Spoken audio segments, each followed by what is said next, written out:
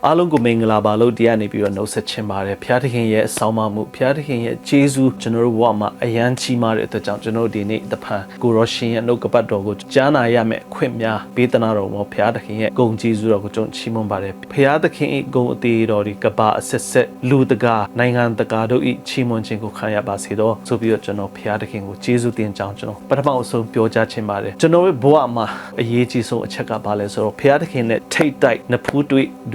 တွေ့ဆုံဖို့ပထမအချက်ကျွန်တော်ပြောနေကြအရာဖြစ်ပါတယ်အဲ့ဒါအရန်ရေးကြီးတယ်ဘာဖြစ်လို့လဲဆိုတော့အဲ့လိုမျိုးကျွန်တော်ဘုရားသခင်နဲ့တွေ့ဆုံခြင်းအမှန်တကယ်ကျွန်တော်ဘဝမှာမရှိဘူးဆိုရင်ဘုရားသခင်ရဲ့ဂျေဇုတော်ဟာအရန်ကိုအရေးကြီးတဲ့နည်းသူကျွန်တော်တို့လည်းနားလေသဘောပေါက်ရမှာဖြစ်ပါတယ်နားလေသဘောမပေါက်ရင်တော့အလကားဖြစ်တယ်ကျမ်းစာထဲမှာတွေ့ရတဲ့အတိုင်းပဲဝက်ရဲ့ရှေ့မှာရွှေကိုသွားချထားရင်လည်းဝက်ကရွှေမှန်းကြောက်စိမ်မှန်းမသိပဲဝက်ရဲ့ရှေ့မှာကြောက်စိမ်ပဒမြားယတနာတွေသွားချထားရင်လည်းဝက်ကတန်ဖို့ကြီးမှန်းမသိဘူးအဲ့လိုပဲကျွန်တော်ဘဝမှာဘုရားသခင်ရဲ့ဂျေဇုတော်နဲ့ဘုရားသခင်ရဲ့ချစ်ခြင်းမေတ္တာကိုနှစ်ဖူးတွေ့ဒူးတွေ့ဘုရားသခင်နဲ့တွေ့ဆုံခြင်းမရှိခဲ့ရင်ဒီအရာတွေကိုကျွန်တော်ပြောလဲအလကားပဲဖြစ်ပါတယ်ဒါကြောင့်ကျွန်တော်ဒီနေ့အရေးကြီးတဲ့အချက်ကဘာလဲဆိုတော့ဘုရားသခင်နဲ့အကျွမ်းဝင်ဖို့လိုပါတယ်အဲ့လိုပြောတဲ့အချိန်မှာပဲကျွန်တော်ဘဝမှာကျွန်တော်တွေ့ကြုံရတဲ့အခက်အခဲတွေအများကြီးရှိတယ်စုံစမ်းနှောက်ယှက်ခြင်းတွေလည်းအများကြီးရှိတယ်အဲ့ဓာတွေကိုအလားအတမဖြစ်စေပဲနဲ့ဒီဟာတွေကိုခုတုံးလုပ်ပြီးတော့ဘဝတဆင့်ပုံမြင့်မနိုင်အောင်အဲ့ဒီဟာတွေကိုကျွန်တော်အသုံးချပြီးတော့ဘယ်လိုမျိုးဘုရားသခင်နဲ့ဆက်တွဲရမလဲဘယ်လိုမျိုးကျွန်တော်တို့ရဲ့အသက်တာကိုကျွန်တော်တို့ပို့ပြီးတော့အောင်မြင်မှုရအောင်ဘုရားသခင်နဲ့ရှောက်လမ်းမလဲဆိုတဲ့အချက်ကိုကျွန်တော်ဒီနေ့ပြောကြားချင်ပါတယ်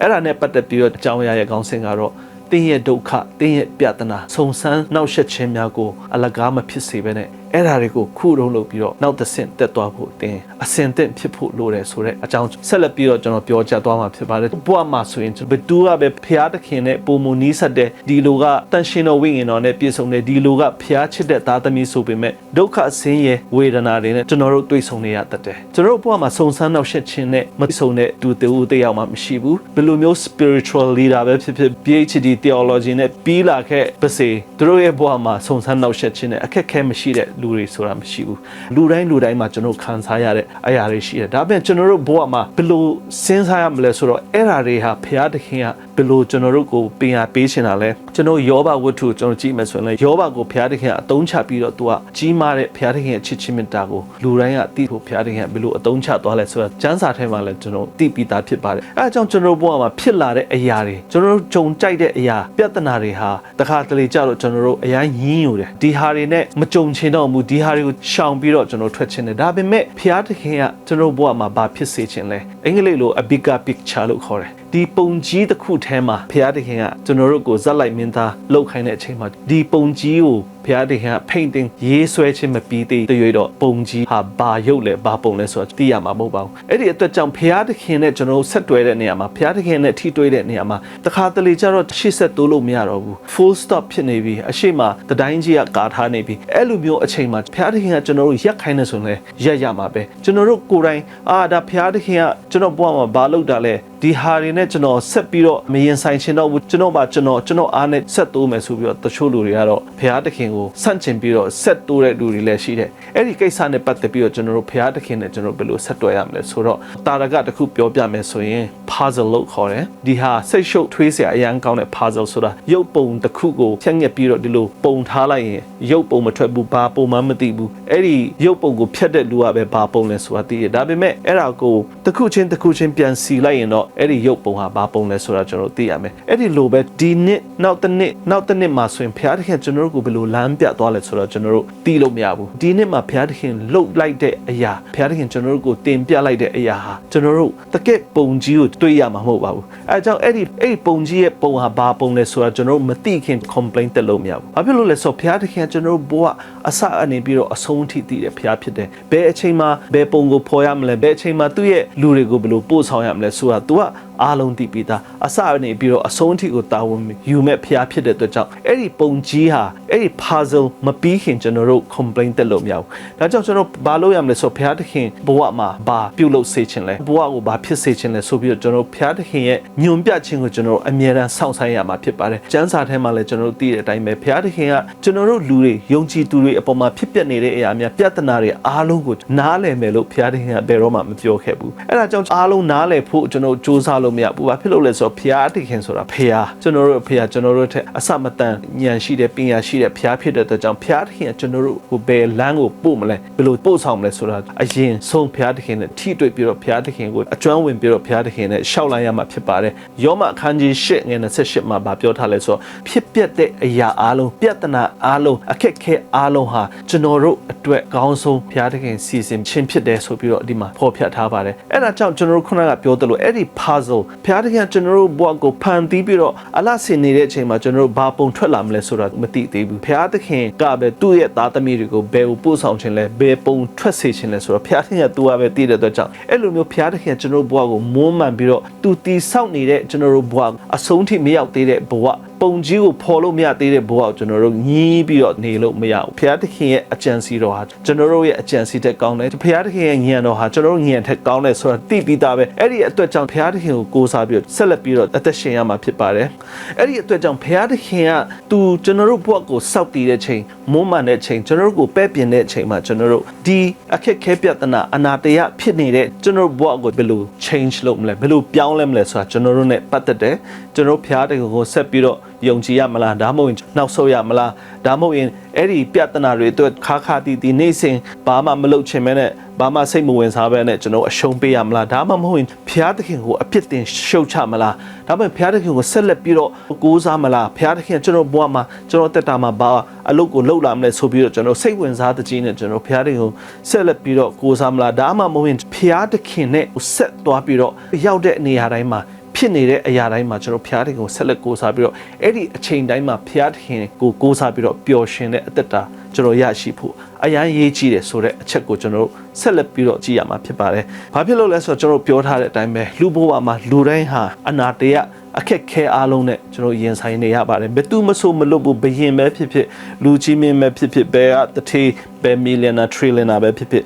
ဘယ်သူမဆိုဒီဒုက္ခဆင်းရဲနဲ့တွေ့ကြုံနေရခြင်းဖြစ်ပါတယ်အဲ့ဒီလိုမျိုးတွေးဆုံနေတဲ့အချိန်မှာကျွန်တော်ဘုရားသခင်ကိုပြစ်ပြီးတော့ကျွန်တော်ဟာနဲ့ကျွန်တော်တို့ဆက်သွားဖို့ဆိုတာဘယ်တော့မှအဆင်မပြေဘူးခုနကပြောထားတဲ့အတိုင်းပဲအဲ့ဒီ puzzle အဲ့ဒီစိတ်ရှုပ်ထွေးစရာကောင်းတဲ့အဲ့ဒီဖြတ်ထားတဲ့ရုပ်ပုံကားချက်ကိုဘုရားသခင်ကအဲ့ဒါကိုစီနေတဲ့အချိန်မှာဘာပုံထွက်လာမလဲဆိုတာမသိသေးတဲ့အချိန်မှာဘုရားသခင်ကိုပဲဆက်လက်ပြီးတော့ကိုးစားရမှာဖြစ်ပါတယ်။ဘာဖြစ်လို့လဲဆိုတော့ဘုရားသခင်ကကျွန်တော်တို့ကိုဖန်ဆင်းတဲ့ဘုရားဖြစ်ပါတယ်။ဘုရားသခင်ကကျွန်တော်တို့ရဲ့အိုးထိန်ဖြစ်ပါတယ်။အိုးထိန်ဆိုတာအဲ့ဒီအိုးပြုတ်လုခြင်းမပြီးခင်ဘာပုံထွက်လာမလဲဆိုတော့မသိတယ်လို့ပဲဘုရားသခင်ကျွန်တော်တို့ရဲ့အိုးထိန်ဖြစ်တယ်လို့ကျွန်တော်တို့ကိုအကောင်းဆုံးဖြစ်အောင်မွမ်းမံတဲ့အချိန်ကျွန်တော်တို့ကိုပြုတ်ပြင်တဲ့အချိန်မှာဘုရားသခင်ကိုအပြစ်မတင်မဲနဲ့ဘုရားသခင်ကိုဆက်လက်ပြီးတော့ကိုးစားရင်ကျွန်တော်တို့ဘဝမှာဘုရားသခင်နဲ့ပို့ပြီးတော့နေဆက်ရမှာဖြစ်ပါတယ်အဲ့ဒီအချိန်မှာဘုရားသခင်ကကျွန်တော်တို့ကိုတင်ပြတဲ့အရာဘုရားသခင်ကျွန်တော်တို့ကိုဘာကိုတင်ပြချင်တာလဲဘုရားသခင်ကျွန်တော်တို့ကိုဘာဆုံးမချင်တာလဲဆိုပြီးတော့နားဆွင့်ပြီးတော့အပြန်အလှန်ရှင်တော်ဝိညာဉ်တော်ကိုခေါ်ဖိတ်ပြီးတော့ကျွန်တော်ဆက်လက်ပြီးတော့ဘုရားသခင်နဲ့ဆက်လျှောက်ဖို့အရန်ရေးကြည့်ပါတယ်ဒါကြောင့်ဘုရားသခင်ကကျွန်တော်တို့လူသားအားလုံးမကဘူးကမ္ဘာစัจ java လာတစ်ခုလုံးကို control လုပ်တဲ့ဘုရားဖြစ်ပါတယ်အဲကြောင့်ဘုရားသခင်ကိုကျွန်တော်ကိုးစားမယ်ဆိုရင်ဘုရားသခင်ကျွန်တော်တို့အတွက်မကောင်းတဲ့လမ်းကိုတော့ဘယ်တော့မှပြမှာမဟုတ်ပါဘူးဘုရားသခင်ကျွန်တော်တို့ကိုယုံယုံကြည်ကြည်နဲ့ကဘာဦးအစတော့ကကျွန်တော်တို့ဖန်ဆင်းခဲ့တယ်ကဘာဦးစမှာဆိုရင်ကျွန်တော်တို့တည်ထားတဲ့အတိုင်းပဲဘုရားသခင်ကလူတွေကိုသူ့ရဲ့ပုံသဏ္ဍာန်တော်နဲ့ညီအောင်သူ့ရဲ့ပုံသဏ္ဍာန်တော်နဲ့တူအောင်ဖန်ဆင်းထားတဲ့အတွက်ကြောင့်ကျွန်တော်တို့ကိုယုံကြည်တယ်အဲ့ဒါကြောင့်လည်းကျွန်တော်ယောဘဝတ္ထုကိုဖတ်မယ်ဆိုရင်ယောဘကိုလည်းဘုရားသခင်ကယုံတဲ့အတွက်ကြောင့်စာတမန်သားရဲ့စုံစမ်းနောက်ရှက်ချက်ကိုခံဖို့ဘုရားသခင်အခွင့်ပေးတယ်လို့ပြောထားပါတယ်အဲကြောင့်ဘုရားသခင်ကကျွန်တော်တို့ကိုယုံယုံကြည်ကြည်နဲ့ဘုရားသခင်ဖန်ဆင်းထားတဲ့အတွက်ကြောင့်ကျွန်တော်ဒီနေ့ပါလို့လဲဆိုတော့ဘုရားသခင်ကကျွန်တော်တို့ကိုစုံစမ်းနောက်ရှက်ခြင်းပေးရင်လည်းကျွန်တော်တို့ခံရမှာဖြစ်ပါတယ်ဘာဖြစ်လို့လဲဆိုတော့ဘုရားသခင်ရဲ့ဘုန်းတကူကြီးမားဖို့လူတကာကဘုရားသခင်ကဘယ်လောက်ဘုန်းကြီးလဲဘုရားသခင်ဖန်ဆင်းရှင်ဖြစ်တယ်ဆိုတာလူတိုင်းကသိဖို့ဆိုရင်ကျွန်တော်တို့စုံစမ်းနောက်ရှက်ခြင်းဘယ်လောက်ပဲခံပျော်ပျော်ရွှင်ရွှင်နဲ့ပြုံးပြုံးနဲ့ကျွန်တော်ဆက်လက်ပြီးတော့တွားရမှာဖြစ်ပါတယ်။ဘာဖြစ်လို့လဲဆိုတော့ယောဘဆိုတာလဲအပြစ်မရှိဘဲနဲ့ဒီလိုခံစားနေရတဲ့ဝေဒနာတွေကြောင့် तू ကမ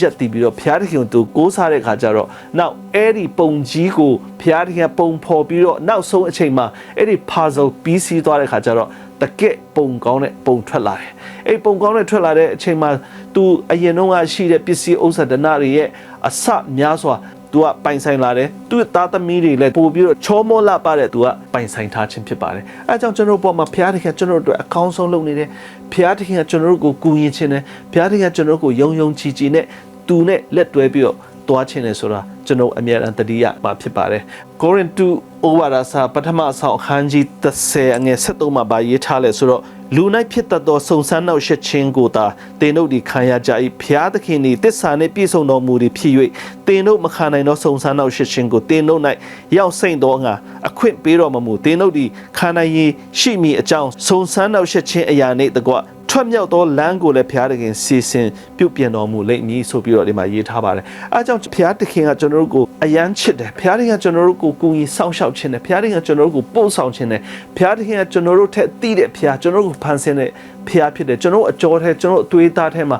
ဘာစီးဆင်းနေလဲဆိုတာတည်တဲ့ဘုရားကကျွန်တော်တို့မကောင်းတဲ့နေရာရောက်ဖို့အလကားကျွန်တော်ဆုံးရှုံးပြီးတော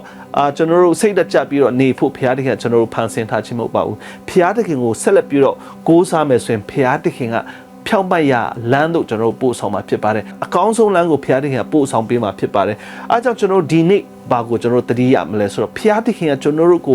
အမျိုးစုံနီလန်းမျိုးစုံနဲ့ကျွန်တော်တို့ကိုပို့ဆောင်ဖို့သူကစူးစမ်းခဲ့တယ်အဲဒါကြောင့်ဒီမှာအေဖက်ထဲမှာလဲအေဖက်အခန်းကြီး6ငယ်30 18ထဲမှာလဲကျွန်တော်တို့ဖတ်မယ်ဆိုရင်ဘုရားသခင်ကကျွန်တော်တို့တိုက်ခိုက်မဲ့ရန်သူကိုကာကွယ်နိုင်ဖို့တိုက်ခိုက်အောင်မြင်နိုင်ဖို့ဘုရားသခင်ကကျွန်တော်တို့ကိုအကာအကွယ်တွေအားလုံးပေးထားခြင်းဖြစ်ပါတယ်ကျွန်တော်တို့အုပ်ထုတ်ပေးထားတဲ့ရင်ပတ်သစာတွေကိုလည်းပေးထားတယ်ပြီးတော့ဓာလန်တွေကိုလည်းပေးထားတယ်အဲ့လိုပေးထားပါတယ်အဲ့ဒါကြောင့်ကျွန်တော်တို့အရှိကိုဆက်ပြီးတော့ရှောက်ဖို့အရှိကိုတိုးပြီးတော့ကျွန်တော်စာတန်ကိုတိုက်ခိုက်ဖို့ကျွန်တော်ပေးထားပါတယ်အဲ့ဒီအဖက်ထဲကိုကျွန်တော်ကြည့်မယ်ဆိုရင်ထူးဆန်းတဲ့အရာတစ်ချက်ကပါလဲဆိုတော့ဖျားသခင်ကကျွန်တော်တို့အကာအကွယ်ပေးထားတဲ့နေရာမှာဆိုရင်ကျွန်တော်တို့ရဲ့နောက်ကျောကိုကာကွယ်ဖို့ဘာမှမပေးထားပါဘူးအဲ့ဒါအရန်ထူးဆန်းတယ်အဲ့တော့ကျွန်တော်ဆက်လက်ပြီးတော့စာရီလုပ်တဲ့အခါကျတော့ဖျားသခင်ကဘာဖြစ်လို့ဒီအနောက်ကျောဒီအနောက်ဘက်ကိုကာကွယ်ဖို့ဒီတစားတွေကိုစစ်တစားတွေကိုဘာဖြစ်လို့မပေးထားလဲဆိုတော့ကျွန်တော်တို့အနောက်လက်ပြန်ပြီးတော့အနောက်လက်ပြီးတော့ထွက်ပြေးဖို့ဘုရားသခင်ကကျွန်တော်တို့ကိုလုံးဝသဘောမတူကြောင်းသိရပါတယ်အဲကြောင့်ဘုရားသခင်ရဲ့သားသမီးတွေဆိုတာဘယ်တော့မှနောက်မဆုတ်ဘူးအရှိတိုးရမယ်သူဖြစ်ပါတယ်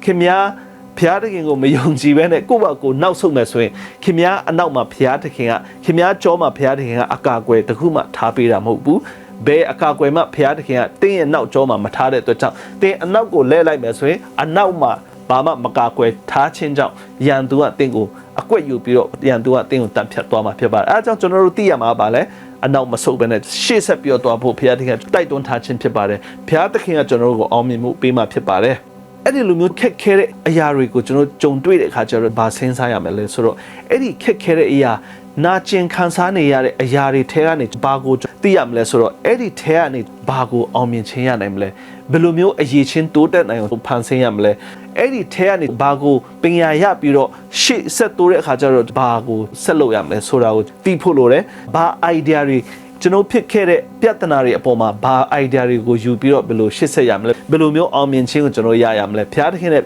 ပုံမနီးဆက်အောင်ကျွန်တော်ဘယ်လိုနေထိုင်ရမလဲဆိုတာဆက်လက်သိရမှာဖြစ်ပါတယ်အဲအကြောင်းပြောထားတဲ့အတိုင်းပဲယောဘဟာလည်းစာတမန်ရဲ့တိုက်ခိုက်မှုဆုံဆန်းနှောက်ယှက်မှုကိုခံရတဲ့အခါကျတော့ကြံ့ခံပြီးတော့သူကဘယ်လိုနီးနဲ့မှသူကနောက်ဆုတ်ခြင်းမရှိဘူးကျွန်တော်ခုနကပြောတဲ့အတိုင်းပဲနောက်ဆုတ်ရင်တော့စာတမန်ကတော့ချက်ချင်းအသေးတက်လိုက်မှာဖြစ်ပါတယ်ဒါပေမဲ့ယောဘဟာလည်းနောက်ဆုတ်ခြင်းမရှိဘူးဖျားတဲ့ကိုဆက်လက်ပြီးတော့ယုံကြည်တဲ့အခါကျတော့အဲ့ဒီ puzzle အဲ့ဒီအယုတ်လုံးကိုဖျားတဲ့ကမုန်းမှန်တဲ့အချိန်မှာဘယ်လိုအယုတ်ထွက်မှမသိပေမဲ့ယောဘရဲ့ဘဝမှာအဲ့ဒီရုပ်လုံးကိုဖျားတဲ့ကပေါ်ပြီးတဲ့အခါကျတော့ယူတုလောက်အောင်လှပတဲ့ဒီရုပ်လုံးပေါ်လာတဲ့အခါကျတော့ယောဘမှာအရင်ကထက်ပို့ပြီးတော့ချမ်းသာလာတယ်အရင်ကထက်ပို့ပြီးတော့ပညာတက်လာတယ်အဲ့ဒီလိုပဲကျွန်တော်တို့ဘဝမှာအခုဖြစ်ပျက်နေတဲ့အရာများအခုကျွန်တော်ခံစားနေရတဲ့ဝေဒနာများကျွန်တော်ခက်ကျွန်တော်ပင်ပန်းလှုပ်ရှားပြီးတော့ကျွန်တော်ဖျားသခင်ကိုကိုးစားတဲ့အရာများဖျားသခင်ကကျွန်တော်တို့ဘဝကိုပြုတ်ပြင်မုန်းမှန်ခြင်းတဲ့အချိန်ဖြစ်ပါတယ်ကျွန်တော်တို့ကိုရုပ်လုံးဖော်နေတဲ့အချိန်ဖြစ်ပါတယ်အဲ့ဒီရုပ်လုံးဖော်နေတဲ့အချိန်မှာကျွန်တော်တို့ဘယ်လိုမှစိတ်တကြပြီးတော့ကျွန်တော်ရက်နေစရာအကြောင်းမရှိဘူးဘာဖြစ်လို့လဲဆိုတော့ကျွန်တော်ဖျားသခင်နဲ့ကျွန်တော်အတူသွားခြင်းဖြစ်ပါတယ်အားကြောင့်ဒီနေ့စဉ်းစားရမှာဘာပဲဆိုတော့ဖျားသခင်ကိုကျွန်တော်ဆက်လက်ကိုးစားမယ်ဆိုရင်ဒီလိုအခြေအနေမှာဘလောက်ပဲခက်တက်ရှင်ရပေမဲ့ယောဘလိုမျိုးကြော်ဖြတ်ပြီးသွားတဲ့အခါကျတော့ဘုရားသခင်အစမတန်ချွန်ကောင်းကြီးပေးမှာဖြစ်ပါတယ်ဘုရားသခင်စီမှာရေတွက်လို့မရအောင်ကောင်းကြီးပင်ကလာအများပြရှိတယ်ကောင်းကင်နိုင်ငံမှာဘုရားသခင်ကကျွန်တော်တို့အတွက်ကောင်းကြီးတွေကိုအများကြီးထားပေးတယ်ကျွန်တော်တို့အတွက်လိုအပ်တဲ့အရာကတော့ဘာလဲယုံကြည်ခြင်းနဲ့ရှောက်လန်းပြီးတော့ယောဘလိုပဲဘုရားသခင်ကိုဆက်လက်ကိုးစားပြီးတော့ဘုရားသခင်ကိုကျွန်တော်ပုံကန်ခြင်းမရှိဘူးဘုရားသခင်ကိုချိန်ချင်းမရှိဘူးဘုရားသခင်နဲ့ဆက်ပြီးတော့ရှောက်လန်းမယ်ဆိုရင်ဘုရားသခင်ကျွန်တော်တို့ကိုယောဘလိုပဲအစမတန်ကြီးမားတဲ့ကောင်းကြီးမင်္ဂလာများကိုဘုရားသခင်ပေးသွားမှာဖြစ်ပါတယ်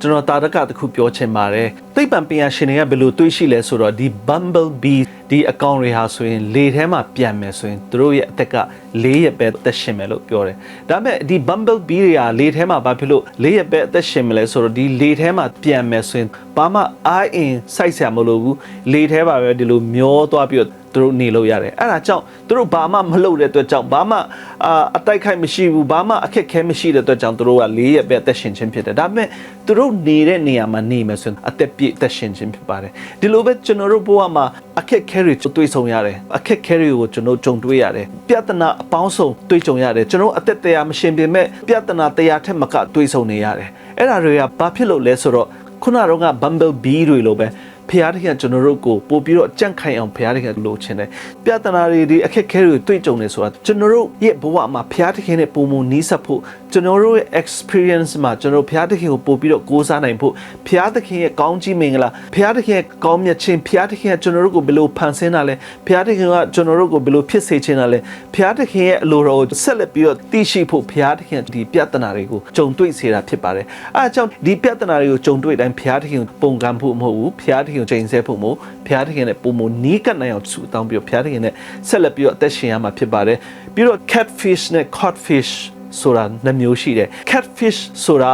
ာဒီ codfish တွေရဲ့ကပ္ပယံသူဖြစ်ပါတယ်ဒါပေမဲ့ဒီ catfish နဲ့ codfish ကိုကျွန်တော် study လုပ်တဲ့အခါကျတော့ codfish ဆိုတဲ့အမျိုးဟာသူတို့ငိမ့်ငိမ့်တက်တက်နဲ့တနေရာမှာပဲနေတဲ့အကောင်ဖြစ်တယ်ဒါပေမဲ့ catfish ဆိုတဲ့ဟာဟိုတိုးဒီတိုးနဲ့ဟိုမွေဒီမွေလောက်တဲ့အကောင်တွေဖြစ်တယ်အဲအကြောင်းသူတို့အမေရိကန်နိုင်ငံမှာဆိုရင် codfish ကိုတနေရာနေပြီးတော့တနေရာတည်မယ်ဆိုရင်သူတို့ဒီ codfish ရဲ့အရသာဟာလုံးဝမရှိဘူးတဲ့။ဘာဖြစ်လို့လဲဆိုတော့သူတို့ဒီ codfish ဆိုတာရေခဲရိုက်ပြီးတော့သူတို့တည်မယ်ဆိုရင်လည်းအရသာမရှိဘူး။ရေခဲမရိုက်ဘဲနဲ့ container ထဲမှာရေထည့်ပြီးတော့ codfish တစ်မျိုးကိုပဲသူတို့ထည့်ပြီးတော့တနေရာကိုတည်မယ်ဆိုရင်လည်းဒီ codfish ကဟိုrestaurant ရောက်တဲ့ခါကျတော့အရအသားလုံးဝမရှိဘူးဒါပေမဲ့သူတို့စမ်းသပ်ချက်အရဘာဖြစ်လဲဆိုတော့ဒီ codfish နဲ့ catfish ကိုသူတို့အတူတူ container ထဲမှာရေထည့်ပြီးတော့အတူတူတည်သွားရင်ဒီ codfish လည်းအရသာရှိတယ် catfish လည်းအရသာရှိတယ်ဒီအကြောင်းကိုကျွန်တော်ဘာဖြစ်လို့ပြောချင်လဲဆိုတော့ကျွန်တော်တို့ဘဝမှာရန်သူနဲ့တူတော့ခက်ခဲတော့အရာမျာ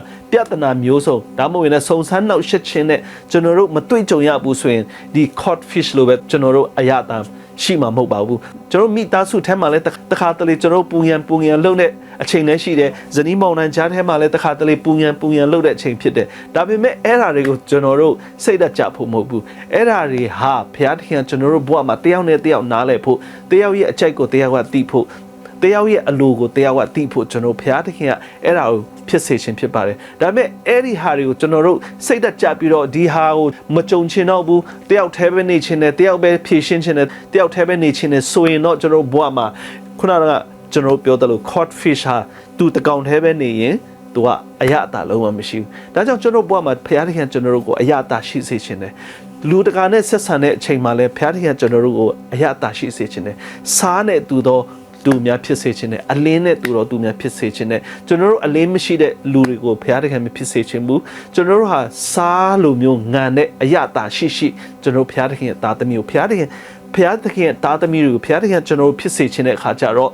ဘုရားသခင်ကဒီပြဿနာမျိုးစုံတွေကိုတခါတလေကျွန်တော်ရဲ့ရှေ့မှာချထားပေးခြင်းဖြစ်ပါတယ်ဒီဟာတွေဟာဘာဖြစ်လို့လဲဆိုတော့ဘုရားသခင်ကကျွန်တော်ရဲ့အိုးထိန်ဖြစ်တဲ့ခါကျတော့ဒီအိုးဟာအကောင်းဆုံးဖြစ်နိုင်ရန်ဘုရားသခင်ကသူ့ရဲ့အကြံစီတော်ရှိတယ်ဘုရားသခင်ကကျွန်တော်ရဲ့ရှေ့မှာသူချထားတဲ့ plan တွေဟာကျွန်တော်တို့သိတာထက်ပိုပြီးတော့ကောင်းတဲ့ plan တွေဖြစ်တဲ့အတွက်ကြောင့်ကျွန်တော်တို့ဘဝမှာဗာသိရမလဲဆိုတော့တခါတလေကျတော့ပန်းခင်းတဲ့အလန့်ထဲမှာခြောက်ရမှာမဟုတ်ပါဘူးပိုက်ဆံချမ်းသာပြီးတော့ပစ္စည်းဥစ္စာကြွယ်ဝတဲ့နေရာမှာလည်းကျွန်တော်အမြဲတမ်းနေရမှာမဟုတ်ပါဘူးတခါတလေကျွန်တော်အခက်ခဲနဲ့တွေ့ကြုံရမှာဖြစ်ပါတယ်ဒါပေမဲ့အဲ့လိုမျိုးတွေ့ကြုံတဲ့အချိန်မှာဘုရားသခင်ကကျွန်တော်ကိုဘာဖြစ်စေချင်လဲဒီအခက်ခဲတွေကနေကျွန်တော်ဘယ်လိုရုန်းကန်လို့ဒီအခက်ခဲတွေကနေဘုရားသခင်ကျွန်တော်ဘယ်လိုချီးမွမ်းနိုင်မလဲဒီလိုမျိုးအခက်ခဲတွေကနေဘုရားသခင်နဲ့ပို့ပြီးတော့နီးစပ်နိုင်မလဲဆိုတဲ့အကြောင်းကိုပို့ပြီးတော့စဉ်းစားရင်ဘုရားသခင်ကျွန်တော်တို့ကိုတည်ဆောက်တဲ့ဘောဟာပို့ပြီးတော့မြန်ဆန်မှာဖြစ်ပါတယ်ဘုရားသခင်ရဲ့အလိုတော်တိုင်းဘုရားသခင်အိုးထိန်ဖြစ်တဲ့အတွက်ကြောင့်အိုးထိန်ကအိုးကိုကြိုက်တယ်လို့ပြုတ်ပြင်းမွမ်းမတဲ့နေသူကျွန်တော်တို့ရဲ့ဘဝကိုလည်းဘုရားသခင်ကပြုတ်ပြင်းမွမ်းမမယ်တည်ဆောက်မယ်ဆိုရင်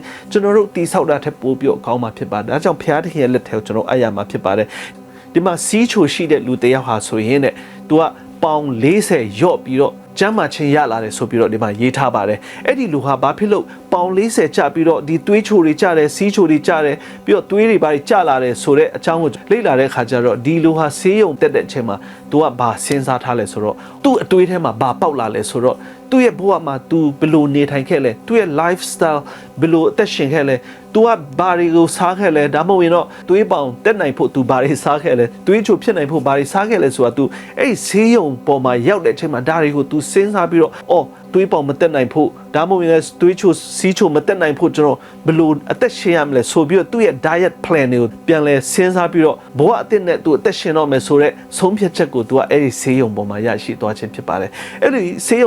ဆေးရုံပေါ်မှာသူ့ရဲ့ဘဝအသက်တာအပြောင်းလဲလှုပ်လိုက်တဲ့အခါကျတော့ဆေးရုံဆင်းသွားတယ်ပြီးတော့ तू နောက်မကြာမီမှာ तू ကပေါင်40ကျပြီးတော့ तू ကြမ်းမာမာနဲ့ဆက်လက်ပြီးတော့နေထိုင်သွားခြင်းဖြစ်ပါတယ်အဲ့ဒါကြောင့်ဒီလူဟာဆေးရုံပေါ်မှာရှိတဲ့အချိန်မှာပဲသူ့ရဲ့ plan တွေကို तू ကချိန်လိုက်ခြင်းဖြစ်ပါတယ်ဆေးရုံပေါ်မှာရှိတဲ့အချိန်မှာဘုရားသခင်အလိုတော်တိုင်းဘာအကောင်းဆုံးလုပ်ရမလဲဆိုတာ तू ကစဉ်းစားပြီးတော့plan အသစ်နဲ့ तू ကဆက်လက်သက်ရှင်ဖို့ तू ကစူးစမ်းခြင်းဖြစ်ပါတယ်အဲ့ဒီလိုပဲကျွန်တော်တို့ဒီလူဟာဆေးရုံပေါ်မှာရောက်နေတဲ့အချိန်ဆရာဝန်တွေကကုသနေတဲ့အချိန်လိုပဲကျွန်တော်တို့ဘဝမှာအခုအချိန်မှာအခက်ခဲနဲ့တွေ့ကြုံရတဲ့အချိန်ဖြစ်နိုင်တယ်ကျွန်တော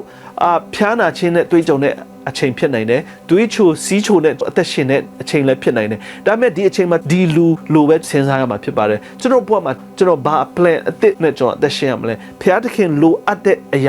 ကျွန်တော်ဘာလုပ်ဆောင်ရမလဲကျွန်တော်ကျမ်းမာရေးပူပြီးတော့ကောင်းလာဖို့ကျွန်တော်ဘာစားတင်လဲဘာမစားတင်လဲကျွန်တော်စောအိတ်တင်လာဒါမှမဟုတ်ရင်တော့ကျွန်တော်စောထတင်လာဒါမှမဟုတ်ရင်တော့ကျွန်တော်ဘာလုပ်တင်လဲဆိုတော့ကျွန်တော်စဉ်းစားပြီးplan ချမယ်ဆိုရင်ဘုရားသခင်ကဒီအသိဉာဏ်ကိုအမြဲတမ်းပေးနိုင်တဲ့ဘုရားဖြစ်တယ်အဲ့ဒီလိုပဲကျွန်တော်ဒီလူဟာပေါင်40ကျတဲ့နီးသူကျွန်တော်ဘဝမှာလည်းမကောင်းတဲ့အရာအညစ်အကြေးဟူသမျှစုံစမ်းနှောက်ယှက်ခြင်းဟူသမျှလည်းကျွန်တော်ဘဝထဲကနေပြီးတော့ဘုရားသခင်ကဖြေရှင်းနိုင်ဖို့ဘုရားသခင်ကတတ်ဆွမ်းနိုင်တယ်ဆိုတော့ကျွန်တော်ဒီနေ့တွေ့ရှိရပါတယ်ကျွန်တော်တို့ရဲ့ဘဝမှာတစ်ခါတလေကျတော့အမားကိုထပ်ခါတလဲလဲပြုတ်လုခြင်းကြောင့်ဘယ်လိုမှအောင်မြင်ခြင်းမရခြင်းဖြစ်ပါတယ်ခုနကတော့ diabetes ကြောင့်ပေါင်40ကျပြီးတော့သူကကျန်းမာခြင်းရတဲ့လူနည်းသူတခုခုဖြစ်လာတဲ့အခါကျတော့စုံစမ်းနှောက်ယှက်ခြင်းကျွန်တော်ကြုံတွေ့လာတဲ့အခါကျတော့အခက်အခဲတခုခုနဲ့ကြုံတွေ့လာကြတော့အဲ့ဒီအချိန်မှာပဲကျွန်တော်တို့ဘာ solution လုပ်ရမလဲဘာ new plan လုပ်ရမလဲဆိုတာကျွန်တော်စဉ်းစားရင်ဘုရားသခင်ကျွန်တော်တို့ကိုအကြံဉာဏ်ပေးပြီးတော့အဲ့ဒီစုံစမ်းနှောက်ယှက်ခြင်းအဲ့ဒီအခက်အခဲကနေပြီးတော့ကြော်ပြီးတော့အဲ့ဒီဟာတွေကိုကျွန်တော်ကြော်ဖြတ်နိုင်မှာဖြစ်ပါတယ်ဒီနေရာမှာလူတစ်ယောက်ဟာ9ချိန်တိတိသူကလက်ထပ်ပြီးခြင်းဖြစ်ပါတယ်အဲ့ဒီ9ချိန်သူလက်ထပ်တဲ့နေ့မှာသူ့ရဲ့ pastor ကိုသူဘယ်လိုပြောလဲဆိုတော့ pastor ရဲ့ကျွန်တော်အတွက်ဆုတောင်းပေးပါ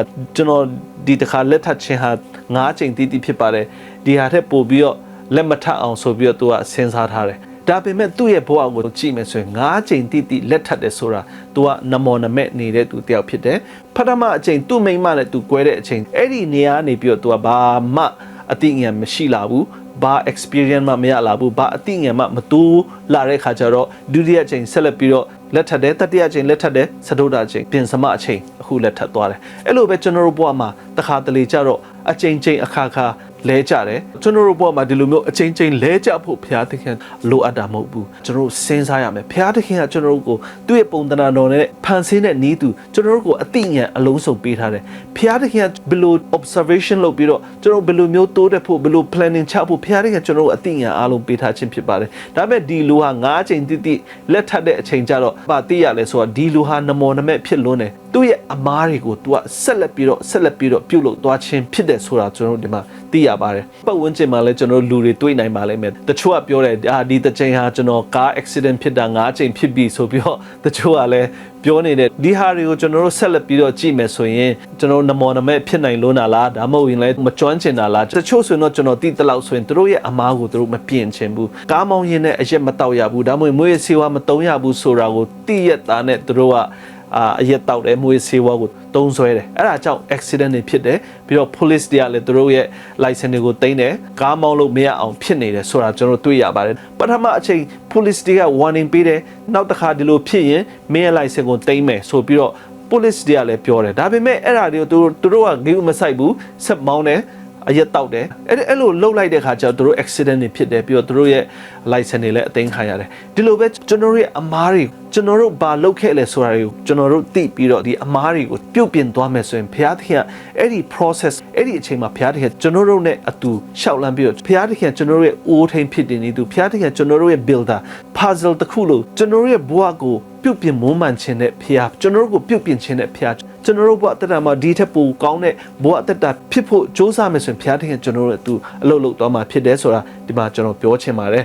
အဲ့ဒါကြောင့်ကျွန်တော်တို့သိရမှာပါပဲဆိုတော့ကျွန်တော်တို့ခံစားရတဲ့အရာများပြီးတော့ပြဿနာအလုံးစုံအခက်ခဲပြဿနာတွေအလုံးကျွန်တော်ရဲ့အမားတွေကြောင့်ကျွန်တော်ဆက်လက်ပြီးတော့အဲ့ဒါတွေနဲ့ပဲနစ်ပြီးတော့နှုတ်ထဲမှာနစ်ပြီးတော့မယုံနိုင်တဲ့သူဖြစ်ဖို့ဘုရားတင်ကကျွန်တော်မလိုလားဘူးကျွန်တော်ဖြစ်ပြီးတဲ့အရာတစ်ခုအပေါ်မှာခုတုံးလုပ်ပြီးတော့အဲ့ဒီထဲကနေဘယ်လိုကြော်ဖြတ်နိုင်မလဲအဲ့ဒီထဲကနေဘယ်လိုထွက်နိုင်မလဲဘယ်လိုယုံထွက်နိုင်မလဲဆိုတာဘုရားတင်ကလိုချင်တယ်အဲ့ဒီဟာမကသေးဘူးကျမ်းစာထဲမှာဘယ်လိုရေးထားလဲဆိုတော့ကျွန်တော်ခံစားရတဲ့ကောင်းကြီးမင်္ဂလာကျွန်တော်ကြော်ဖြတ်ခဲ့တဲ့ဒုက္ခပြဿနာတွေကိုကြည့်ပြီးတော့အဲ့ဓာတွေကိုသူတပားစီမှာမျှဝေပြီးတော့သူတပားဟာလည်းသူတို့ရဲ့အခက်ခဲသူတို့ပြဿနာသူတို့ရဲ့စုံစမ်းနှောက်ယှက်ခြင်းမှကယ်လွတ်မည်အကြောင်းကျွန်တော်တို့ကိုအသုံးပြုခြင်းနဲ့ဆိုတာဘုရားသခင်ကပြောပြခြင်းဖြစ်ပါတယ်အဲ့ဒီဟာကိုကျွန်တော်ဘယ်မှာတွေ့နိုင်လဲဆိုတော့ကိုရိန္သုဒုတိယဆောင်အခန်းကြီး1ငယ်4ထဲမှာဘယ်လိုရေးထားလဲဆိုတော့ငါတို့ဒီဘုရားသခင်ရဲ့ဂျေဇုတော်အပြင်ကိုယ်တိုင်တက်တာခြင်းရှိတဲ့ကဲ့သို့ဆင်းရဲခြင်းအမျိုးမျိုးကိုခံရတော့သူတို့အားတက်တာစေနိုင်မည်အကြောင်းဆင်းရဲခြင်းအမျိုးမျိုးတို့၌ဘုရားသခင်ဒီငါတို့အားတက်တည်ဖြစ်စေတော်မူ၏ဆိုပြီးတော့ဒီမှာရေးထားပါတယ်သူတပားစီမှာတက်တည်ဖြစ်ဖို့ဘုရားသခင်အလိုရှိပါတယ်ဒီအခက်အခဲကိုကြော်လွှားပြီးတော့ကျွန်တော်တို့ဘုရားနဲ့ကျွန်တော်တို့ပဲနေဖို့ဘုရားသခင်ကျွန်တော်တို့ကို expectation ကျွန်တော်တို့မျှော်လင့်တာမဟုတ်ဘူးဘုရားသခင်ကအဲ့ဒီဟာကိုကျွန်တော်ကြော်ဖြတ်ပြီးတော့ကောင်းကြီးမင်္ဂလာရပြီးတော့ဒီကောင်းကြီးမင်္ဂလာကျွန်တော်တည်ထားတဲ့အသက်ပင်က experience တွေအားလုံးကျွန်တော်ကြော်ဖြတ်တဲ့အရာများကိုသူတပားစီမှာမျှဝေပြီးတော့သူတို့လည်းဒီအပြစ်ထဲကနေပြီးတော့ကယ်ချွတ်နိုင်ဖို့ဒီပြဿနာထဲကနေသူတို့ကြော်လွှားနိုင်ဖို့သူတပားကိုလည်းကျွန်တော်အထောက်အကူပြုဖို့ဘုရားသခင်အဲ့ဒီအထိကျွန်တော်တို့လိုအပ်တယ်ဆိုတာတွေ့ရပါတယ်ကြုံတွေ့ရတဲ့အရာတစ်ခုခုပြဿနာတစ်ခုခုစုံစမ်းနှောက်ယှက်ခြင်းတစ်ခုကိုကျွန်တော်ကြော်ဖြတ်လာတဲ့အခါကျတော့အဲ့ဒီအပေါ်မှာကောင်းတဲ့အရာတွေကိုလုပ်နိုင်ပြီးတော့သူတပားအတွက်ကောင်းကျိုးဖြစ်နိုင်ဖို့ဘုရားသခင်လိုအပ်တယ်ဆိုတာတွေ့ရပါတယ်1980ခုနှစ်မှာ Cindy Lightner ဆိုတဲ့အမျိုးသမီးတစ်ယောက်အဲ့ဒီ Cindy Lightner ဟာသူ့ရဲ့သမီးလေးနဲ့စူပါမားကတ်သွားတဲ့အချိန်မှာအဲ့ဒီလမ်းဘေးမှာသူ့သမီးကိုကားတစ်စီးကတိုက်သွားတယ်အဲ့ဒီဟာကို police တွေကစုံစမ်းတဲ့အခါကျတော့အဲ့ဒီကား driver ဟာဆိုရင်အရက်မူတဲ့ driver ဖြစ်တယ် Cindy ဟာဆိုရင်ဒီလိုမျိုးသူ့သမီးကိုဆုံးရှုံးခဲ့ပေမဲ့ तू ကဘာကိုစဉ်းစားလဲဆိုတော့နောင်တစ်ချိန်မှာအရက်သမားကားမောင်းတဲ့သူတွေမရှိအောင်ဒါမှမဟုတ်ဒီရန်ကနေပြီးတော့ကာကွယ်နိုင်အောင်ကျမရဲ့သမီးဆုံးရှုံးတကယ်တော့မိခင်အများစုဟာသူတို့ရဲ့သားသမီးမဆုံးရှုံးမဲ့နဲ့အသက်ရှင်နေဖို့ဆိုပြီးတော့ तू ကဘာအဖွဲ့အစည်းကို तू ထောင်လာခဲ့လဲဆိုတော့ MADD ဆိုတဲ့ဖွဲ့စည်းကို तू ထောင်လာခဲ့ပါတယ် Mother Against Drunk Driving ဆိုပြီးတော့ထောင်ခဲ့ပါတယ်အဲ့ဒီ organization ကိုထောင်တဲ့အခါကျတော့အဲ့ဒီ organization ကနေပြီးတော့သူ့ရဲ့လှုပ်ဆောင်မှုကြောင့် तू အစပြုတ်ခဲ့တဲ့အတွက်ကြောင့်ကလေးသူငယ်အသက်ကလေးသူငယ်မြောက်များရဲ့အသက်ကိုဒီ organization ကနေပြီးတော့ကယ်တင်နိုင်ခဲ့ခြင်းဖြစ်ပါတယ်အဲ့ဒါကြောင့်ကျွန်တော်တို့ရဲ့ဘဝကိုဘုရားသခင်ဒီလိုဖြစ်စေခြင်းနဲ့ကျွန်တော်တို့ကြုံတွေ့ရတဲ့ပြဿနာတစ်ခုခုအပေါ်မှာခုတုံးလုပ်ပြီးတော့ဒီဟာထက်ပိုကောင်းတဲ့ idea ရနိုင်ဖို့ကျွန်တော်ရဲ့အပြုတ်မှုကျွန်တော်ရဲ့ဘဝအသက်တာကြောင့်သူတပားထိခိုက်ထိမိလဲစရာမဟုတ်ဘဲနဲ့ကျွန်တော်တို့ကြုံတွေ့ရတဲ့အရာတစ်ခုခုကြောင့်သူတပားရဲ့ဘဝပြောင်းလဲနိုင်ဖို့သူတပားရဲ့ဘဝမှာပို့ပြီးတော့ချမ်းသာနိုင်ဖို့သူတပားဘဝပို့ပြီးတော့ကောင်းကြီးမင်္ဂလာရနိုင်ဖို့ဘုရားသခင်အသင်ကိုဒီနေ့အသုံးချလိုခြင်းဖြစ်ပါတယ်ဒါကြောင့်ဘုရားသခင်ကကျွန်တော်တို့ကိုအမြဲတမ်းကြည့်ရှုစောင့်ရှောက်ခြင်းဖြစ်ပါတယ်ဒီအချိန်မှာ puzzle လိုမျိုးပဲဘုရားသခင်ကကျွန်တော်တို့ဘဝကိုပြုတ်ပြင်မွမ်းမံခြင်းမပြီးသေးဘူးဒီအယုတ်ဖြတ်ညက်ထားတဲ့ဒီအယုတ်တွေကိုစီဖို့ဘုရားသခင်ကတဝက်လောက်ပဲပြီးလိမ့်မယ်တချို့အတွက်တချို့ကပြီးခါနေဖြစ်လိမ့်မယ်ဒါပေမဲ့ဒီပုံကြီးတစ်ခုဒီ puzzle ကိုတွားကပ်ဖို့တွားစီဖို့ဆိုတာမပြီးမချင်းဘာပုံထွက်လာမလဲဆိုတော့ကျွန်တော်မသိတကယ်တော့ဘုရားသခင်ရဲ့အလိုတော်အတိုင်းကျွန်တော်တို့ဆက်လက်သွားရမယ်ဘုရားသခင်ရဲ့အကြံစီအတိုင်းကျွန်တော်ဆက်လက်သွားရောက်ဖို့လိုပါတယ်တနေ့ကျတော့အသက်အရွယ်ပြည့်တဲ့အမျိုးသမီးတစ်ယောက်ဟာဆိုရင်ခေါင်းမူတယ်အန်ချင်းတယ်အဲ့လိုမျိုးတဖြည်းဖြည်းနဲ့သူ့ရဲ့ဘိုက်နာတလူလူဘာလူလူခေါင်းမူတလူလူသူကဖြစ်လာတဲ့အခါကျတော့ဘာဖြစ်သွားလဲဆိုတာတော့မသိဘူးအဲ့ဒါတွေကို तू ကမခံစားခဲ့ဘူးတဲ့အတွက်ကြောင့် तू ကဆေးရုံသွားပြတယ်ဆေးရုံသွားပြတဲ့အချိန်မှာ congratulation မင်းတည်းတည်နေပြီဆိုပြီးတော့ဆရာဝန်ကပြောလိုက်ပါတယ်အဲ့ဒီလိုပြောလိုက်တဲ့အခါကျတော့အဲ့မျိုးသမီးကပြောတာပေါ့လက်ထပ်တာမကြသေးဘူးဒါပေမဲ့အခုတည်တည်နေပြီဆိုတော့ तू ကမကြခင်မှာ तू ကသားသမီးရတော့မယ်ဆိုပြီးတော့ तू ကပြောတယ်အဲ့ဒီလိုပဲတခါတလေကျတော့ကျွန်တော်မကြုံဘူးတဲ့အရာမဖြစ်ဘူးတဲ့အရာတွေကိုကြုံကြိုက်တဲ့အခါကျတော့စိတ်ညစ်တယ်ပြီးတော့ဘာဖြစ်မှမသိဘူးစိတ်ပြတ်တယ်တခါတလေကျတော့ဘဝကိုအရှုံးပေးခြင်းနဲ့ကျွန်တော်ဘာလို့ရမှမသိတဲ့အချိန်မှာကျွန်တော်ရဲ့ physician ကျွန်တော်ရဲ့ဆရာကြီးကျွန်တော်ကိုကောင်းကြီးပေးတဲ့ဖခင်ကျွန်တော်ကိုဖန်ဆင်းတဲ့ဖခင်စီမှာတွားမယ်ဆိုရင်ဖခင်တခင်က